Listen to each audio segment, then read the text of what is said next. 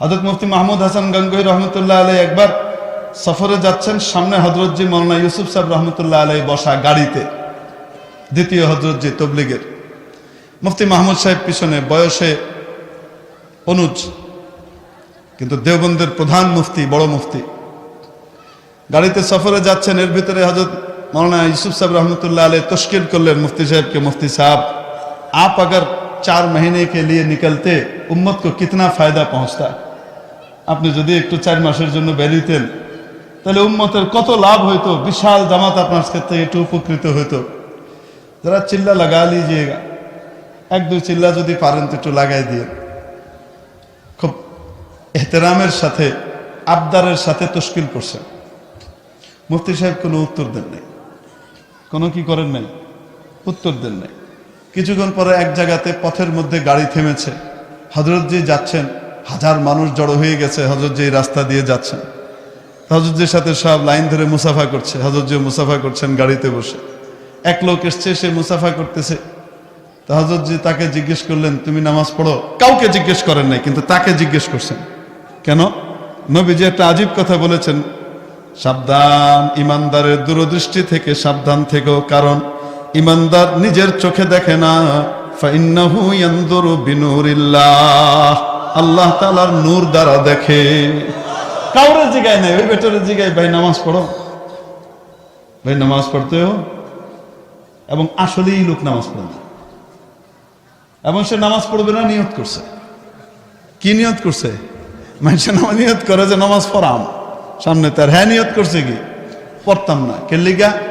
এ কয় হযরত আমার কিছু প্রশ্ন আছে, যতদিন এই প্রশ্নগুলোর উত্তর না পাবো ততদিন পর্যন্ত আমি নামাজ পড়বো না, এই সিদ্ধান্ত নিছি।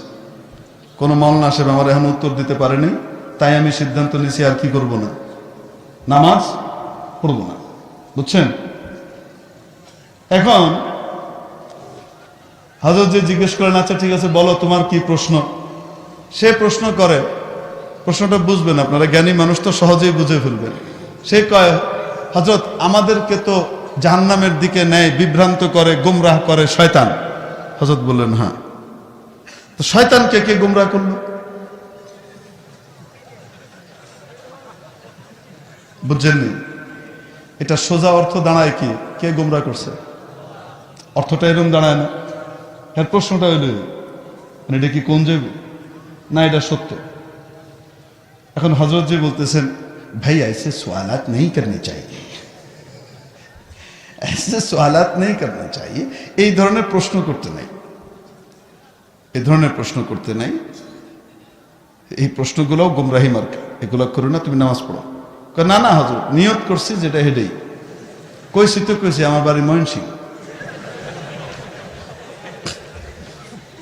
আমার বাড়ি ময়মনসিংহ, এই জন্য ময়মনসিংহ কিনা, যেটা বুঝছি তো বুঝছি, আমরা গ্রেটার ময়মনসিংহের লোক, যেটা বুঝছি এটা মাথার তো নামতো না। ময়মনসিংহ, কিশোরগঞ্জ, নেত্রকোনা, আর কি আছে কন্যাগেরে, জামালপুর, শেরপুর, আরো কি আছে না কিতা কিতা, হ্যাঁ ব্যাকটি হইল কি গ্রেটার ময়মনসিংহ, যেটা মাথায় ঢুকছে এটা সহজে কি করবে না, শুধু ঢুকাইতে পারলে হয়। যদি ইমান ঢুকানো যায় মাথায়, ওইটা 1000 চেষ্টা করে নামেন যায় না। আর যদি মাথায় শয়তানি ঢুকে, এটাও নামে না। ঠিক কি ঠিক না? আল্লাহর কাছে দোয়া করা উচিত, আল্লাহ আমাদেরকে আবু বকর বানায়ও, আবু বকরের দলে রেখো, আবু জেহেলের দলে ঢুকায়ও না। তো যাই হোক, কইছি তো কইছি, ওই যেটা কইছি আপনি উত্তর দিতে পারলেন না, নামাজ পড়তাম না। এখন মুফতি সাহেব পিছনে বসা, হযরতজি ফ্রন্ট সিটে বসা। মুফতি সাহেব পিছন থেকে বলতেছেন, হযরত ইজাজত हो तो मैं जवाब दे दूं, যদি অনুমতি হয় তো আমি উত্তরটা দিয়ে দিই। হযরত বলতেছেন ঠিক है दीजिए। এখন মুফতি সাহেব তাকে ডাকছে, এদিকে এসো। পিছনের জানালার কাছে এনে কয়, তোমার বাড়ি কই? কই এখানে। ও ওই এলাকার মানুষ তো চা খায়, তুমি চা খাও? কয় খাই। কয় কেমন চা খাও, ঠান্ডা না গরম? কয়টা আবার কি কোন, চা কি ঠান্ডা খাওয়া যায় নাকি? ওটা তো গরম খেতে হয়। चाय तो वो हो जब जो लबदोज हो, लबसोज हो, लबरेज हो। मुख पुड़ाय देওয়ার মতো গরম না হইলে চা হইল কেমনে? কো আচ্ছা চা বানাইতে জানো? হ্যাঁ জানি। কেমনে বানায়? হয় পাতিলের ভিতরে পানি দেয়, পানি দিয়ে তারপরে নিচে আঙুন জ্বালাইতে হয়, গরম হইলে তারপরে চায়ের পাতি দিতে হয়, এটা এটা এটা নুন করতে হয়, দুধের মধ্যে বানানো যায়। আচ্ছা, তো চাকে গরম করে কে? আগুন। আগুন রে গরম করলো কে?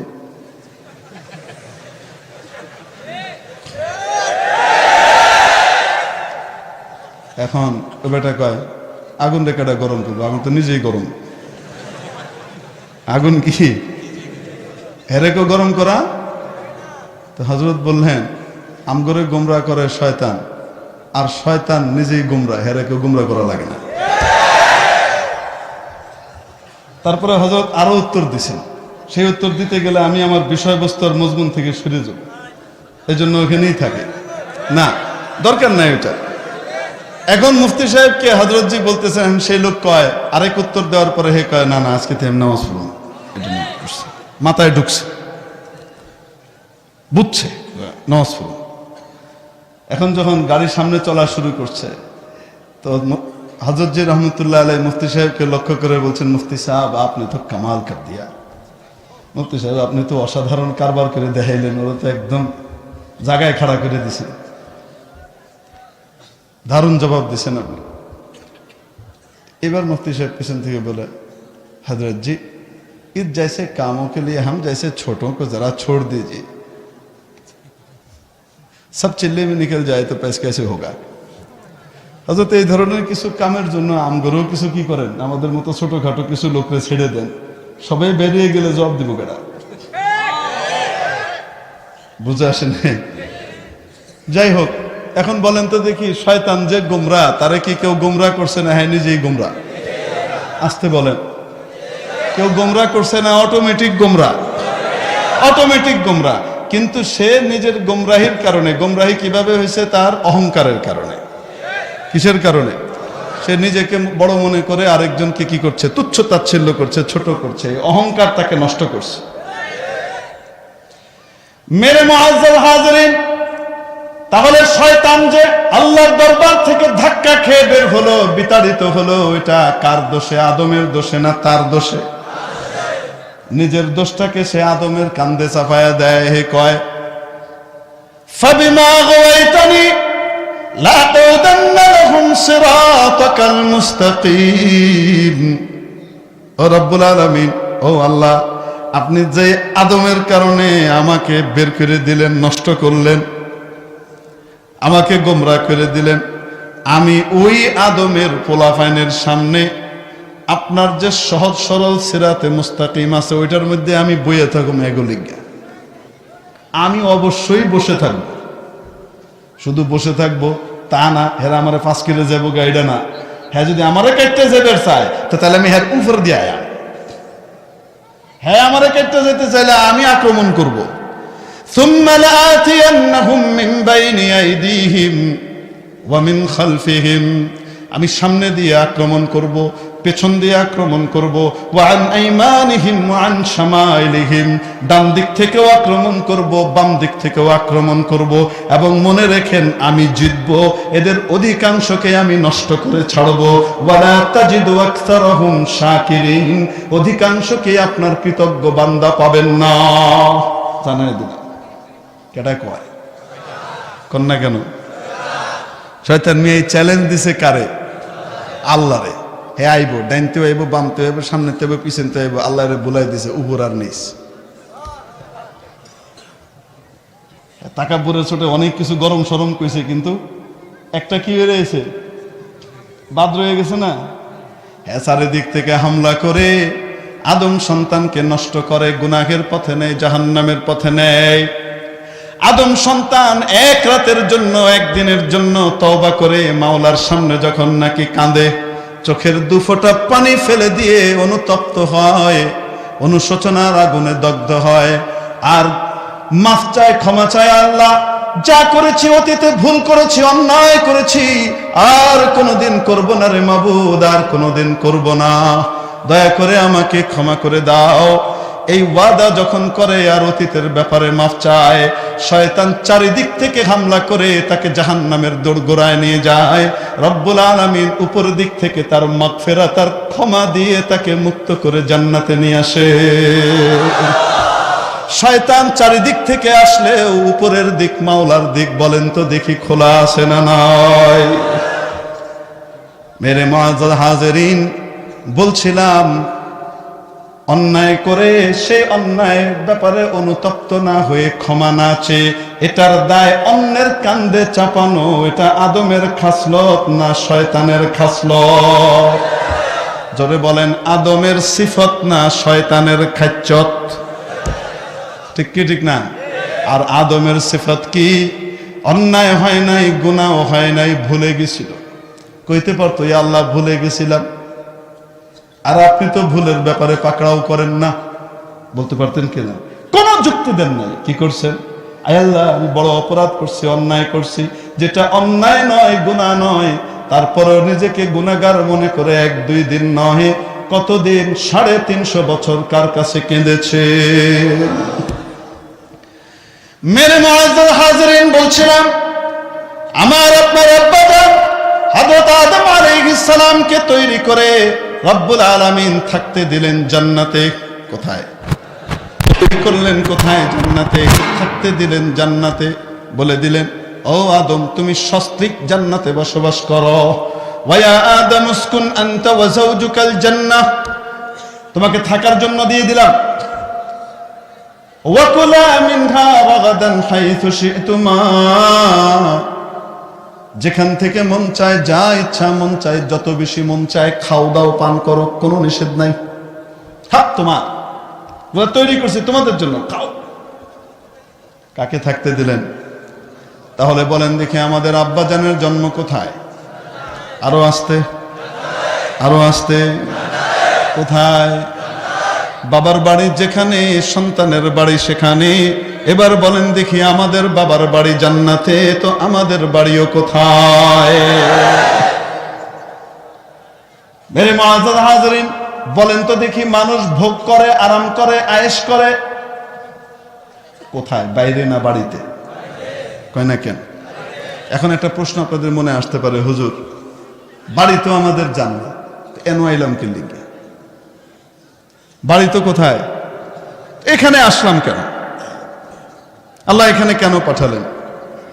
বলবো, ক্ষেত করতে পাঠিয়েছেন। কি করতে পাঠিয়েছেন? ক্ষেত করতে পাঠিয়েছেন, ফসল লাগাতে পাঠিয়েছেন। আমাদের সবাইকে চাষি, ফাল্লাহ হিসেবে পাঠিয়েছেন। ফাল্লাহের ভিতরে ফালাহ আছে। ফালাম হা মাদ্দা। চাষি হিসেবে আল্লাহ তাআলা আমাদেরকে পাঠিয়েছেন ক্ষেত করতে। কি করতে পাঠিয়েছেন? ক্ষেত করতে। আপনাদের দেশে ক্ষেত আছে না নাই? ক্ষেত কাকে বলে? হয় নাই, জমিকে ক্ষেত বলে না। ওই জমিকে ক্ষেত বলে যেখানে চাষাবাদ হয়। বলেন না কেন? চাষের জমিকে কি বলে? ক্ষেত বলে। ফসল উৎপাদন করা হয় যে জমিতে, সেটাকে কি বলে? ক্ষেত বলে। তো তাহলে আল্লাহ আমাদেরকে পাঠাইলেন ক্ষেত করতে, মানে ফসল লাগাইতে। কি লাগাইতে পাঠিয়েছেন? এখানে ফসল লাগানোর জন্য পাঠিয়েছেন। এটা হলো আমাদের ক্ষেত। আমাদের বাড়ি কই? আরো আসতে। এখন আসেন, দুনিয়াতে একজন চাষি কি করে? সময় বলেন আমাকে, যখন ছাড়তে হবে তার 15 মিনিট আগে বলবেন, যেন কথা গুছাইতে পারি। জি। আল্লাহুম্মা হাওয়ালাইনা ওয়ালা আলাইনা। আমিন বলেন। আল্লাহুম্মা হাওয়ালাইনা ওয়ালা আলাইনা। সাথে সাথে পড়েন আল্লাহুম্মা হাওয়ালাইনা ওয়ালা আলাইনা। আয় আল্লাহ, এই বৃষ্টি চারিদিকে দেন, আমাদের উপরে দিয়েন না। এই হলো দোয়া। কে শিখিয়েছেন? নবীজি। আল্লাহুম্মা হাওয়ালাইনা ওয়ালা আলাইনা। যখন বৃষ্টির দরকার হয় তখন বৃষ্টি চাইতে হয়। যখন বৃষ্টি আমার জন্য ক্ষতিকর হবে, ওই সময় বাঁচার জন্য এই দোয়া করতে হয়, আল্লাহুম্মা হাওয়ালাইনা ওয়ালা আলাইনা। দোয়াটা পড়ি, আল্লাহুম্মা হাওয়ালাইনা ওয়ালা আলাইনা। আল্লাহুম্মা হাওয়ালাইনা ওয়ালা আলাইনা। ইনশাআল্লাহ আসবে না।